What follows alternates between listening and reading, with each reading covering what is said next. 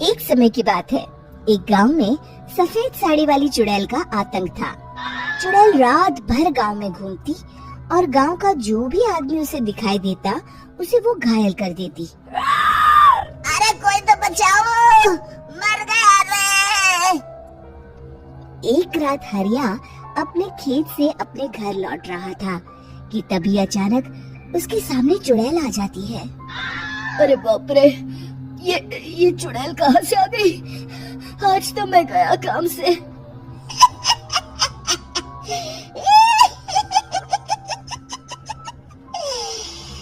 आज मुझे मेरा शिकार मिल गया। अरे चुड़ैल दीदी, मुझे छोड़ दो। जैसे ही चुड़ैल हरिया की तरफ बढ़ती है, हरिया वहाँ से भाग जाता है और अपने घर के दरवाजे पे पहुँचता है। अरे भगवान, जल्दी से दरवाजा खोलो, मेरे पीछे चुड़ैल पड़ी है।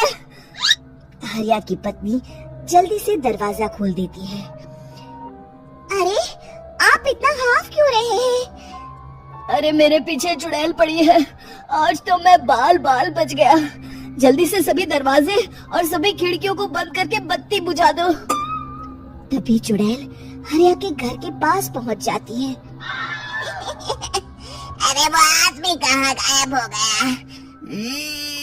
मैं भी देखती हूँ आखिर कब तक बचेगा। मैं अपने शिकार को इतनी आसानी से नहीं छोड़ती।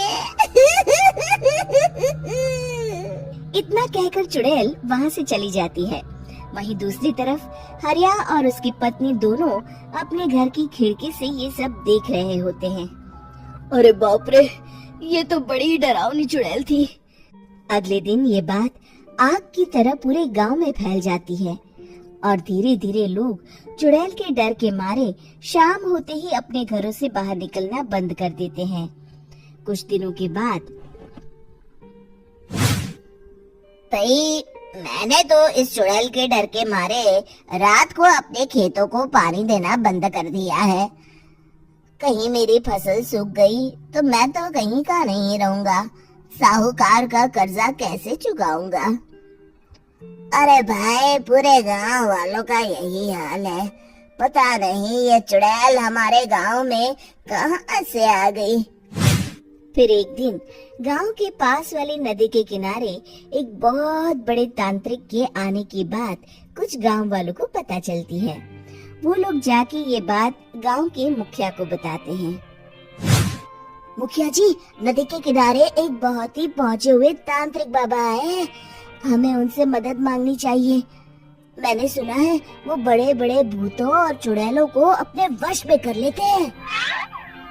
मुखिया जी सभी गांव वालों को लेकर उस तांत्रिक के पास पहुंच जाते हैं। ओम फट स्वाहा, ओम फट स्वाहा। तभी तांत्रिक अपनी बंद आंखों को खोलकर कहता है, क्या बात है? तुम सब लोग यहाँ क्यों आए हो? मुखिया जी उस तांत्रिक को सारी बात बता देते हैं। अच्छा, तो ये बात है। और तांत्रिक अपनी आंखों को बंद कर लेता है। मैं देख रहा हूँ तुम्हारे पूर्वजों ने बहुत पाप किए थे, जिससे ये गांव अब श्रापित हो चुका है। उसी के फल स्वरूप तुम्हारे गांव में चुड़ैल आई है। ये चुड़ैल बहुत खतरनाक है, ये किसी को नहीं छोड़ेगी। हे भगवान, मर गए रे, अब क्या होगा? तभी गांव की मुखिया जी कहते हैं, बाबा, इस चुड़ैल से हम सबको बचा लीजिए। कोई तो उपाय होगा। इसका सिर्फ एक ही उपाय है। सभी गांव वालों को बारी बारी हर दिन अपनी आधी फसल उस पहाड़ी के ऊपर बनी काली गुफा में छोड़ के आनी होगी। तभी उस चुड़ैल की भूख मिटेगी और श्राप का प्रभाव खत्म हो जाएगा और तुम सब जिंदा बच जाओगे। सभी गांव वाले उस तांत्रिक की बात को मान लेते हैं और वहां से चले जाते हैं। फिर अगले दिन से रोज उस गांव के लोग बारी बारी से अपनी आधी फसल उस काली गुफा के पास जाकर रखाते। कुछ दिनों बाद हरिया की बारी आती है। बाप रे, आज तो मेरी बारी है उस काली गुफा में जाने की। क्या करूं? वो तो बड़ी खतरनाक चुड़ैल है। मेरे तो हाथ पैर कांप रहे हैं। फिर हरिया डरते डरते अनाज की बोरियां अपनी बैलगाड़ी में लाद देता है। तभी हरिया की पत्नी उससे कहती है, देखो जी, संभल के जाना और किसी भी हालत में शाम होने से पहले वापस आ जाना। उस चुड़ैल का कोई भरोसा नहीं है जी। हरिया बैलगाड़ी में बैठते हुए कहता है, भगवान, मैं क्या वापस आऊंगा? लगता है अब तो मेरी खबर ही आएगी। इतना कहकर हरिया वहाँ से चला जाता है। रास्ते में जंगल से गुजरते हुए हरिया की बैलगाड़ी का एक चक्का बड़े गड्ढे में फंस जाता है। हे भगवान, अब ये क्या मुसीबत है? हरिया नीचे उतर के पूरी ताकत से अपनी बैलगाड़ी को गड्ढे से निकालने की कोशिश करता है। बहुत देर मेहनत करने के बाद हरिया की बैलगाड़ी उस गड्ढे से बाहर निकल जाती है। हे भगवान, अब तो शाम होने वाली है। आज तो मैं गया काम से। जैसे तैसे हरिया काली गुफा में पहुंच जाता है।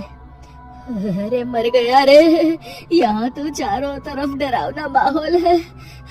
मैंने यहाँ आने में बहुत देर कर दी, कहीं चुड़ैल नाराज ना हो जाए। हरिया अनाज की बोरियां वहाँ रख के जैसे ही जाने लगता है, तभी उसे किसी के आने की आवाज सुनाई देती है। हरिया एक कोने में छुपकर अंदर देखने लगता है।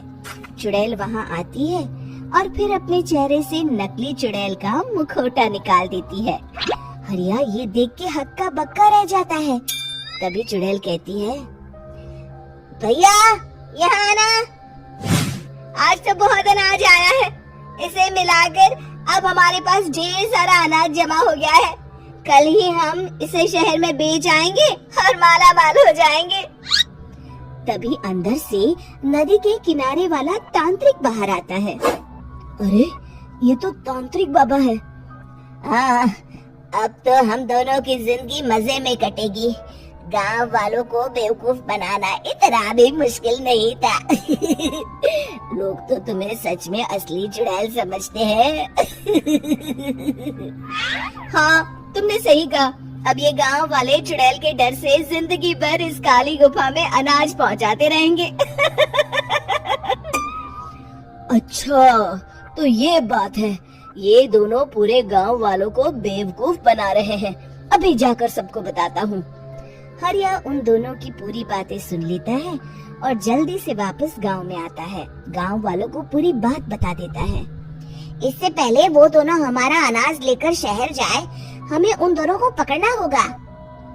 उधर दूसरी तरफ नकली तांत्रिक और नकली चुड़ैल बनी औरत एक बड़ी गाड़ी में सारा अनाज लाद के वहाँ से निकलने की तैयारी कर रहे होते हैं।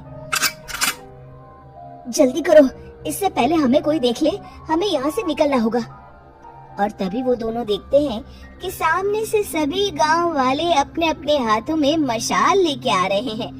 दोनों बुरी तरह डर जाते हैं। रुक जाओ, तुम दोनों का भांडा फूट चुका है। अरे मर गए रे, ये गांव वाले कहाँ से आ गए? तुमने क्या सोचा इतनी आसानी से यहाँ से निकल जाओगे? ये अनाज हमने अपने खून पसीने से दिन रात खेतों में मेहनत करके उगाया है। दोनों मुखिया जी के पैरों में गिर जाते हैं। हमें माफ कर दीजिए, हम दोनों एक नंबर के कामचोर हैं। बिना मेहनत किए पैसे कमाना चाहते थे। हाँ हाँ, अब हम आगे से मेहनत मजदूरी करके पैसे कमाएंगे। हमें कुछ मत करना, हमें छोड़ दीजिए। इतना कह के दोनों गांव छोड़ के भाग जाते हैं और सभी गांव वाले फिर से खुशी खुशी रहने लगते हैं। शिक्षा, तभी तो कहते हैं कि किसी भी समस्या का समाधान केवल सूझबूझ से ही करना चाहिए और कभी हिम्मत नहीं हारनी चाहिए। दोस्तों, हमें उम्मीद है कि आपको हमारी ये कहानी पसंद आई होगी। कृपया हमारे चैनल को सब्सक्राइब करें और सभी अपडेट्स के लिए बेल आइकन जरूर दबाएं। और हाँ, वीडियो लाइक और शेयर करना मत भूलिएगा। Bye bye.